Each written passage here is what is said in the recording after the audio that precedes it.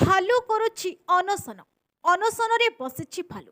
ଆଜି ଏଭଳି ଦୃଶ୍ୟ ଦେଖିବାକୁ ମିଳିଛି ପାଲଲହଡ଼ା ବନାଞ୍ଚଳ ଅଧିକାରୀଙ୍କ କାର୍ଯ୍ୟାଳୟ ସମ୍ମୁଖରେ। ବନ୍ୟପ୍ରାଣୀ ସୁରକ୍ଷା ନିଶ୍ଚିତ ନିମନ୍ତେ ଜଣେ ଯୁବକ ଅଭିନବ ଉପାୟରେ ଅନଶନରେ ବସିଛନ୍ତି।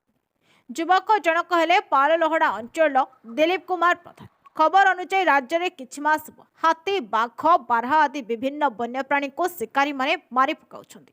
ବିଦ୍ୟୁତ କରେଣ୍ଟ ମାଧ୍ୟମରେ ପ୍ରତ୍ୟେକ ଦିନ କେଉଁଠି ନା କେଉଁଠି ହାତୀ ମୃତ୍ୟୁ ହେଉଛି। ଫଳରେ ଜଙ୍ଗଲର ବନ୍ୟଜନ୍ତୁଙ୍କ ସଂଖ୍ୟା କମିବାରେ ଲାଗିଛି। ଅନ୍ୟପଟେ ମଣିଷ ଜଙ୍ଗଲ ନଷ୍ଟ କରିବାରେ ଲାଗିଛନ୍ତି, ଯାହାଫଳରେ ମନୁଷ୍ୟ ପଶୁ ସମସ୍ତେ ବିପଦମୁହାଁ ହେଉଛନ୍ତି। ତେଣୁ ଆଗାମୀ ଦିନମାନଙ୍କରେ ଜଙ୍ଗଲୀ ଜନ୍ତୁଙ୍କ ବଞ୍ଚାଇବା ସହିତ ଜଙ୍ଗଲକୁ ମଧ୍ୟ ସୁରକ୍ଷା ଦେବାର ଆବଶ୍ୟକତା ରହିଛି।